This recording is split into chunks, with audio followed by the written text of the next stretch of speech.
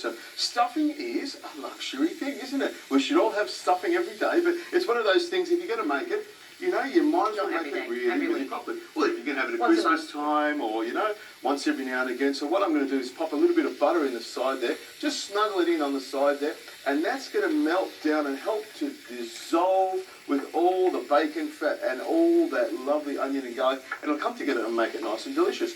Now you're chopping those herbs up nicely. What I'm going to add to here as well is some currants, some dried currants, and you could use any fruit. Could you put goji berries, something like that? Goji berries would be great in there. I find they got a little bit of crunch to them, so you could soak them in a little bit of apple juice, would be a nice way of doing it.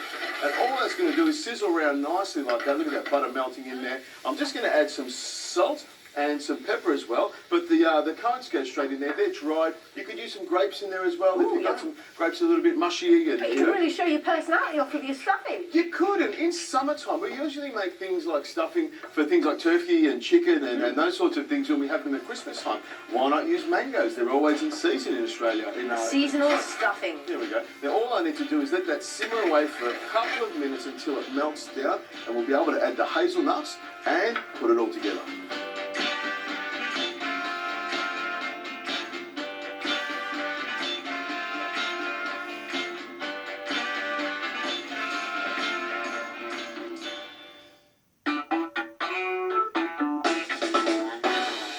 Now, Rosie, you can see the onions have melted down and they're nice and soft. What I'm going to do is take this lovely piece of bacon rind out of here. You can use this for so many things, pop it in soup or anything else, but we're going to save it for later. Nothing goes to waste here.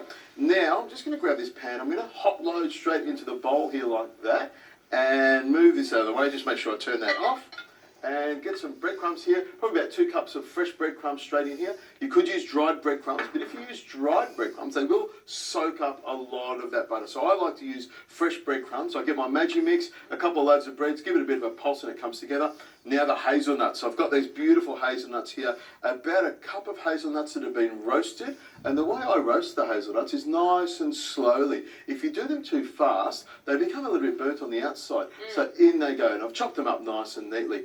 Now I've got the chicken, I've got a whole chicken, but what I've done is jointed it. I've taken a little tip off the end here and cut the backbone out and separate it. And what I'm going to do is put some salt and pepper onto there so it actually seasons beautifully as we cook it. Now what I'll do is add some pepper on there because you've got to make sure there's plenty of pepper on it. So what I'll get you to do is pass me the Gladbake over there and I'll show you what I do. Now stuffing is usually inside the bird, but I reckon if you do it this way, you can have plenty of stuffing, plenty of lovely bird, and you've got it all together. It's a different way of putting it together.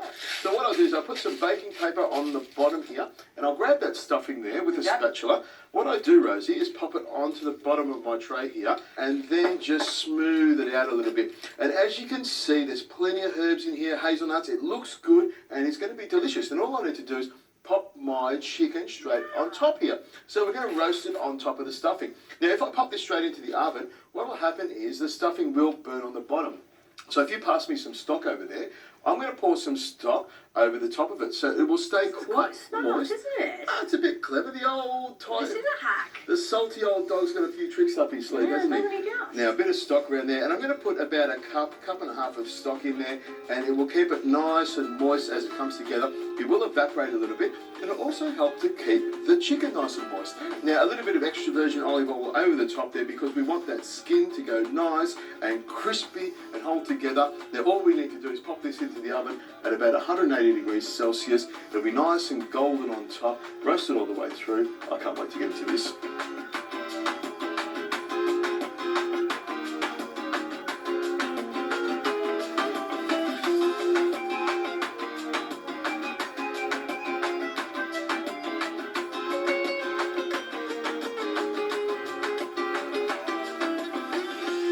Rosie, as you can see, the chicken's nicely cooked, and that stuffing underneath it is like, it's got lots of juice in there. It does look gorgeous. Yeah, there we go.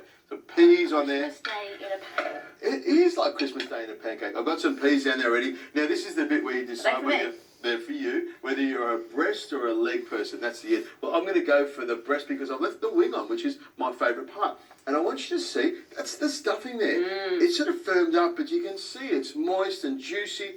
It's almost part of the sauce, isn't it? It's a brilliant idea. I've never seen it done that way. It looks gorgeous. Well, this is the first here on this show. There we go. Wow. Ian goes Peas there. and that. Then I'm going to grab a knife and fork off you and spin that around. You can have your peas on that side. I'm going to go straight for the stuffing Gorgeous. because that's what's got the hazelnuts in there, and I want to taste that. I'm going to tell you how good this tastes. You're all so thoughtful, Adrian. There we go. My peas are delicious. They're good for you. Lots of green fibre in there. It looks good.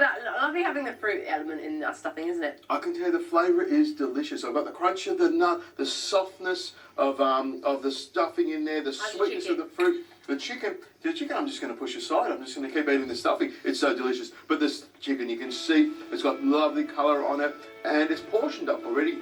So there's no mess. This is a great way. They're a good of bringing- marriage. Exactly. It's a great way of bringing chicken with stuffing to the table without having any mess at all, without having to carve a thing. Just spoon it straight out. I'm really quite impressed. This is delicious.